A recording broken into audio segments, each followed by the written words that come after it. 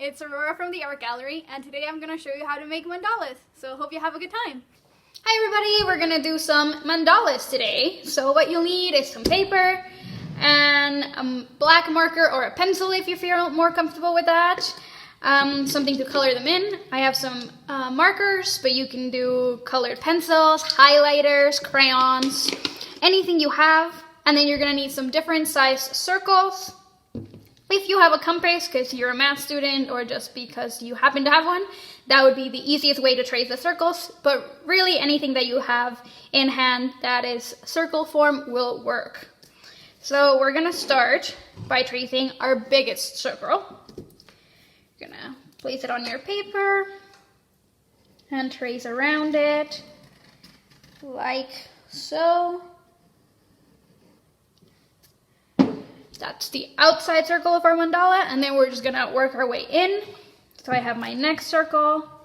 Try to place it as close to the middle as you can. And trace around it again. Then the next circle.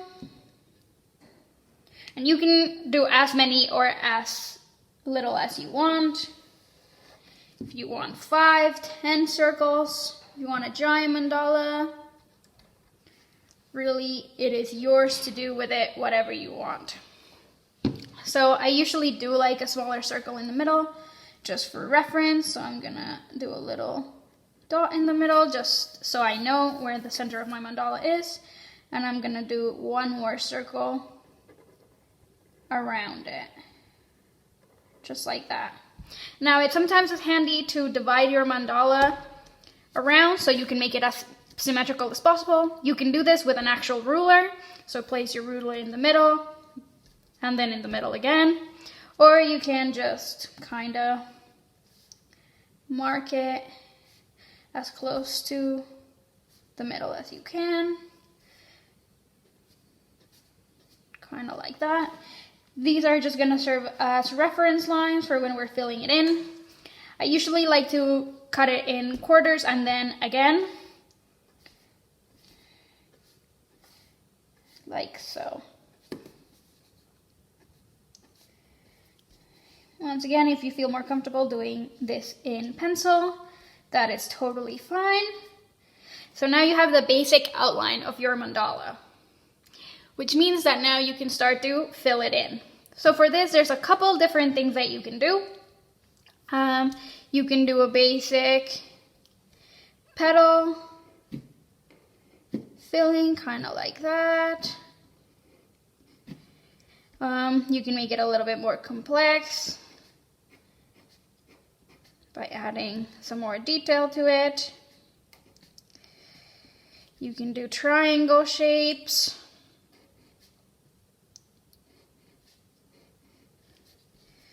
And then just put some little details on it.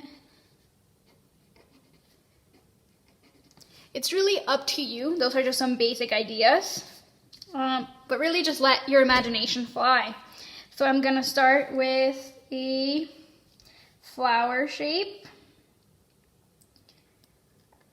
around my mandala.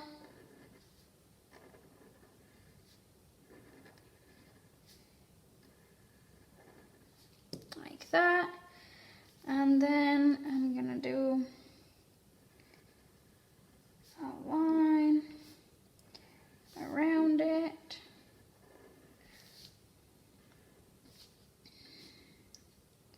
Gonna use those lines as part of my pattern.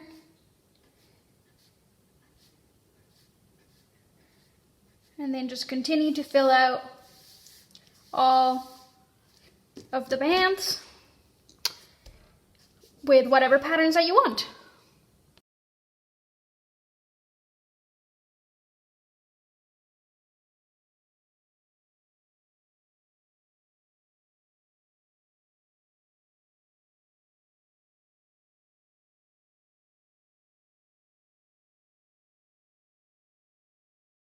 So once you're done filling out all of your mandala with all the patterns that you want, you can start coloring it.